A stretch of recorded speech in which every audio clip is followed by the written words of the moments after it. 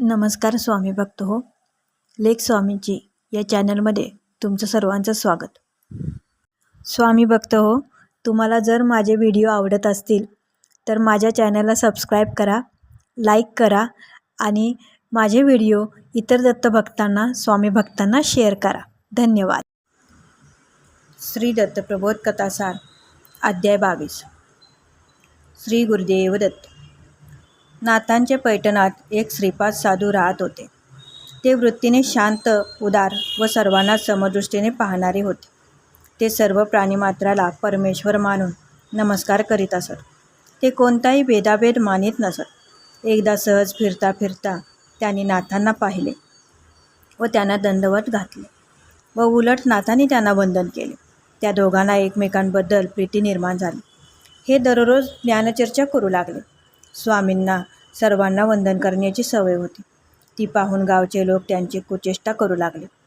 ते म्हणू लागले की स्वामी श्रेष्ठ श्रीपाद असताना आपल्याहून कनिष्ठ लोकांना त्यांचा अधिकार नसताना नमस्कार करतात. एकदा पावसाळ्यात गोदावरीला महापूर आला. त्या पुरात वाहून एक मेलेले गाढव तीरावर आले. त्यावेळेस श्रीपादही गोदावरी तीरावर आले व त्यांनी त्या मेलेल्या गाढवाला नमस्कार केला. तेव्हा लोक त्यांना म्हणू लागले की तुम्ही वंदन कोणाला करता? हे तर मेलेले गाढव आहे, यास चैतन्य नाही. तुम्ही यास केलेला नमस्कार फुकट गेला. त्यावर एक जण त्यांना म्हणाला, तुम्ही आत्म्याला जागृत करता व सर्वटाही परमात्मा मानता, तर या गाढवाला चैतन्य आणा, नाहीतर सर्वांना नमस्कार करण्याचा तुमचा परिपाठ सोडून द्या.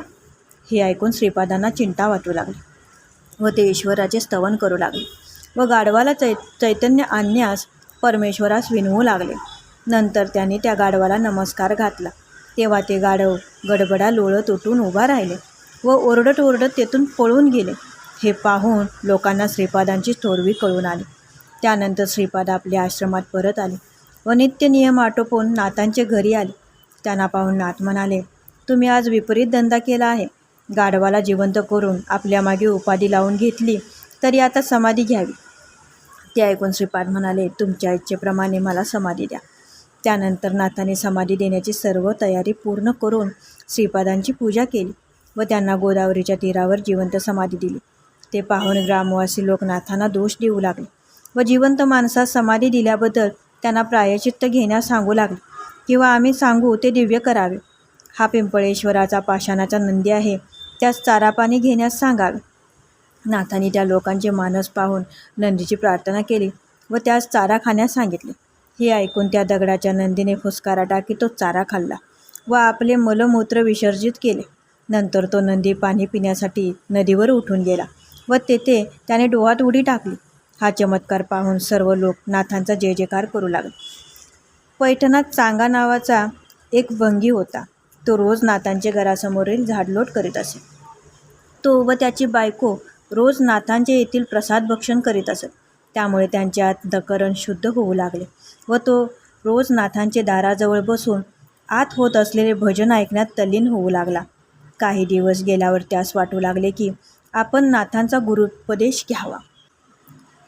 एक दिवस नाथ बाहेर जात असताना नाथांना त्याने मला गुरुपदेश देण्याची विनंती केली.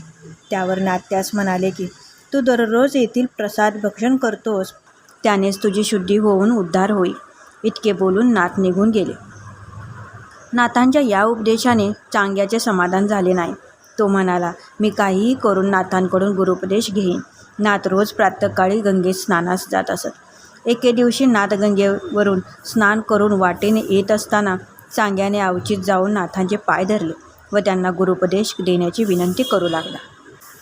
हे पाहून नाथांनी रामकृष्ण म्हणून त्यास आशीर्वाद दिला.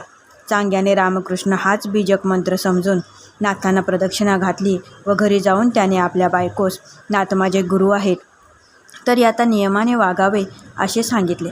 त्याप्रमाणे ती रोज घर स्वच्छ करून सडा समार्जन करीत असे. ते दोघेही नियमाने गंगा स्नानास जात असत. धूतवस्त्र नेसून स्वयंपाक करीत व नित्य हरिभजन करून कधीही खोटे बोलत नसत. रोज गुरुचा प्रसाद सेवन करीत. याप्रमाणे त्यांनी आपला दिनक्रम चालविला. नाथ आपल्या शिष्यांच्या घरी भोजनास जातात. हे ऐकून चांग्याची पत्नी त्यास म्हणाली, आपण नाथांचा अनुग्रह घेतला, परंतु त्यांना आपल्या घरी भोजनास कधीही बोलवले नाही, तरी त्यांना आपल्या घरी भोजनास बोलवावे. हे ऐकून चांगा पत्नीस म्हणाला, तुझे म्हणणे बरोबर आहे. मी नाथांना आपले घरी भोजनास बोलावे. एके दिवशी योग्य संधी पाहून तो नाथास म्हणाला, महाराज, मी पददास आहे. हे मनात न आणता आपण माझे येथे भोजनास यावे व आपला प्रसाद आम्हास द्यावा. त्याचे मनोरथ जाणून नाथ त्याचे घरी भोजनास येण्यास कबूल झाले व उद्या तुझ्या घरी प्रसादास येऊ असे त्यांनी त्यास सांगितले. हे ऐकून चांग्यास आनंद झाला व घरी जाऊन त्याने आपल्या पत्नीस ही वार्ता सांगितली. दुसऱ्या दिवशी तिने सर्व घर सारवून स्वच्छ केले व सोवळे नेसून नाना प्रकारच्या पदार्थांचा स्वयंपाक केला व आपल्या नवऱ्यास नाथांना भोजनास बोलावून आणण्यास सांगितले. त्याप्रमाणे चांगा नाथांना बोलवण्यास निघाला.